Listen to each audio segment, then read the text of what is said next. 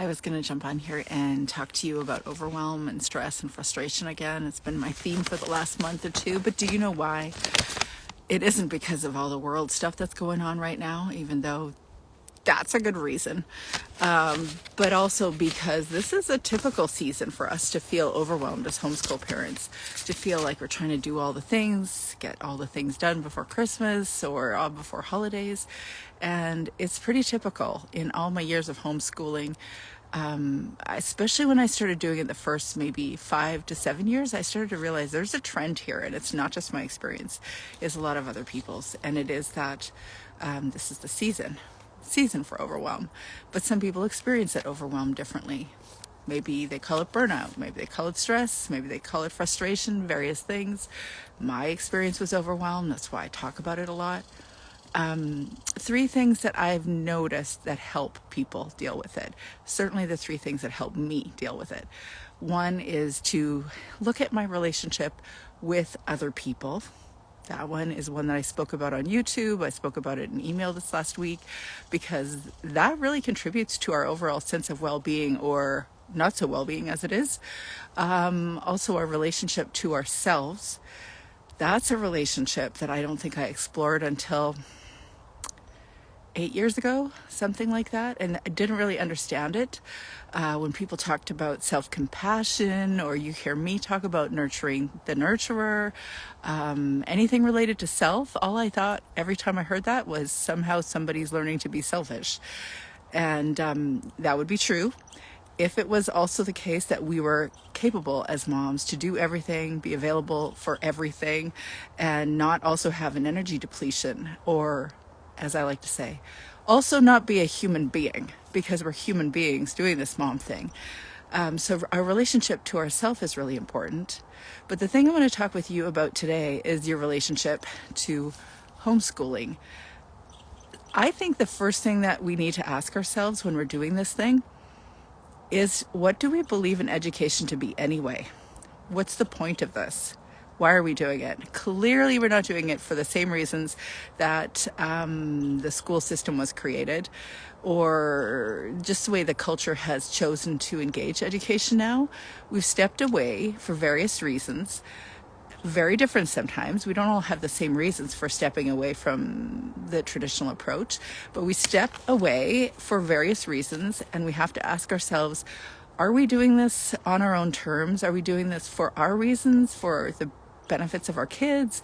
Are we doing this to raise them up? Are we doing this because it feels familiar, like the practices that we include in our homeschool days? Are we doing it because it's comfortable, because other people are doing them? Or are they actually serving me and our kids, or my kids? That's the question, is, who are you raising up? What do you believe to be an education anyway? And does it align with the practical activities that you are doing from day to day? The other thought I had was, something that I hear a lot about, house cleaning, laundry, cooking, all that kind of stuff. How does that fit into this already busy homeschool mom life? My relationship to homeschooling means that I'm looking at all the different things that are a part of my life. And one of the things that's part of my life is house cleaning, laundry, cooking, all those things. Now, our relationship to it. Okay, if you have enough money to have a housekeeper or a cook or a whatever you want to call it, then you can just turn this off, because this will be irrelevant. But in my experience, that is not a common scenario for many homeschool parents. So if you were like me a number of years back thinking, do I have to do this again? And it was specifically referred to a moment of feeling frustrated when I was sweeping my house. And of course, I'm the kind of homeschool mom that includes my kids in the housework. So it's not like I was even doing it alone. And my husband is someone who actually helps, and he runs counter to the cliched stereotype of what we're often hearing. He's not that guy. So everybody's helping, but I'm like so over it. Even if you give me a cute little routine or schedule with nice little stickers, or I don't know, something like that, I'm still like, that's nice. I don't want to do this anymore. How many hours of my life do I have to put towards these things? And it would turn out I was having a moment I will tell you that it was premenstrual, and my husband was like, okay, I got to talk to her because I am stomping around, shall we say, stomping around the house. Everybody knows I'm sweeping. And he comes over and he's like, hey, listen, can I just be straight with you? I'm like, if you dare. All right. And he says, so don't do it. If you don't want to do it, then don't do it. I'm like, what would you say right there? I'm curious if you throw it in the comment section, because in my thought, I was like, no, actually, it wasn't in my thought. It is what I said. If I don't do it, who's going to do it?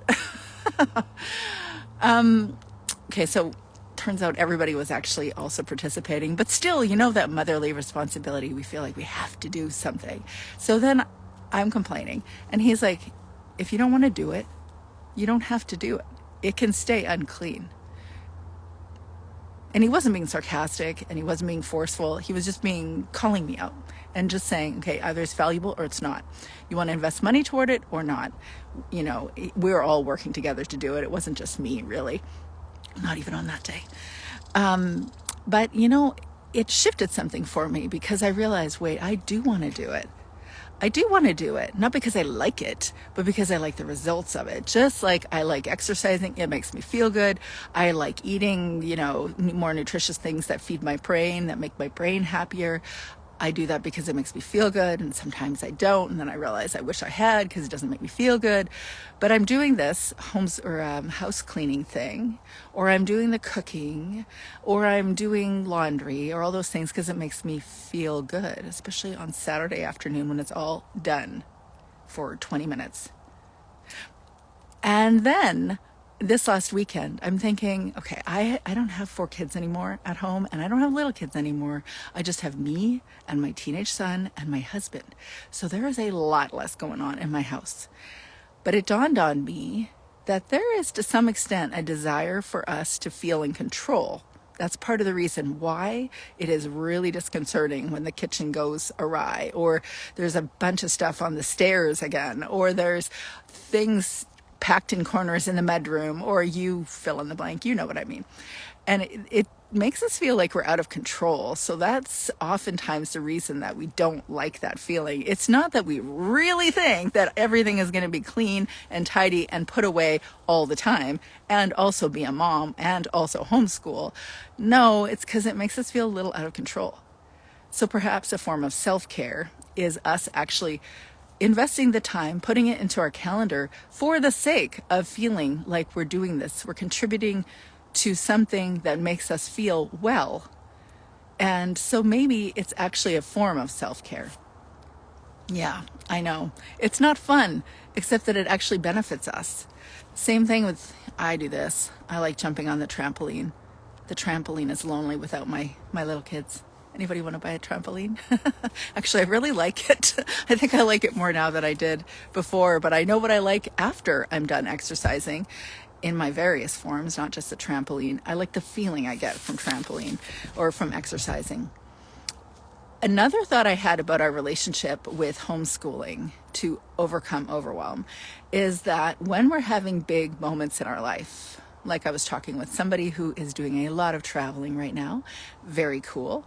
That's a pretty big moment. Or how about all the possibilities like chronic illness, or somebody's got a job loss, or you just have a decline in income, or like literally the myriads of possibilities over the last few years is probably endless, and I'll bet you have one to throw in here. We need to account for the amount of energy that we expend that goes towards dealing with that stuff. Because we only imagine if we had a pie chart, a full pie of all of our possible daily energy, and we're living with a chronic illness, or we're living with someone who has a chronic illness, or you fill in the blank, some big thing, like traveling is one, or anyway, you fill in the blank. Whatever you start your day with, which may not be a full pie, you're going to deplete that pie with every effort. So if that means that driving someone to doctor's appointments, or, dealing with a depressed partner and you just are trying to help them manage their energy, or you have someone that you love but someone keeps calling all the time because they need your help, or you're the one that has, challenges with anxiety or depression or chronic illness, or you fill in the blank, then you're just not going to have that much energy to do all the things. And I know that, I know the instinct that we have to say, okay, not an option. I'm a mom. I'm a homeschool mom. I'm taking on this responsibility. I have to do all the things. You're welcome. You can do that. Most of us do. And yet it doesn't really serve anyone, because the faster you get significantly depleted or exhausted or frustrated, the less likely you're present to being a nurturing mom to your kids anyway. And the cycle just gets worse. So we have to actually be honest about how much energy, how much we have to give to offer our kids. Be realistic about it. There is no mother that is able to give their kids everything that they want to give all the time or ever. That's just a mom thing, coming from somebody that's been there, done that for a while. You can't actually get to the place where you're always providing everything for your kids. It won't happen. There will be books left undone in your homeschool room after you've homeschooled. Ask me how I know. Also, if you're looking for curriculum, just let me know. Seriously. Okay, anyway. So one thing that I would say, though, is if you are dealing with those moments, those big moments in your homeschool life, that it's a lot, or maybe too much, or maybe you know that you're trying to do homeschooling in a certain way that really isn't long-term doable for you, then lean into child-led learning. This is why I speak to child-led learning. Hey, I can tell you about why I think you should unschool. I could tell you why I think you should lean into Charlotte Mason homeschooling, or classical homeschooling, or a variety of others. But I really like those, and I did those, and I think they're amazing, and they're beautiful, and they brought me a lot of ideas, and they're inspired for various reasons. Or playing outdoors, that 1,000 years or hours outside for your kids. I think that's beautiful. But if it doesn't serve you, then it just doesn't serve. This is my regular life. Hey, come here. Come here. It's a little too loud for Instagram. Yeah, and you know what's also not realistic? If anybody lives on a homestead with a large guardian dog, don't go Instagram live when you have a large guardian dog. Okay, so the last thing that I'm going to say is that, yes, lead into child-led learning, because for two reasons. One, you're going to discover that kids do learn with or without you. You're welcome. And when you watch it and when you actually pay attention to how they're learning, you're going to discover that you don't have to put so much work into it, and maybe the work you're putting into it is actually making you more stressed. And frankly, they're not learning more because you're enforcing certain things. So when you're in a season where you need to do things differently, do different, because they actually still do learn.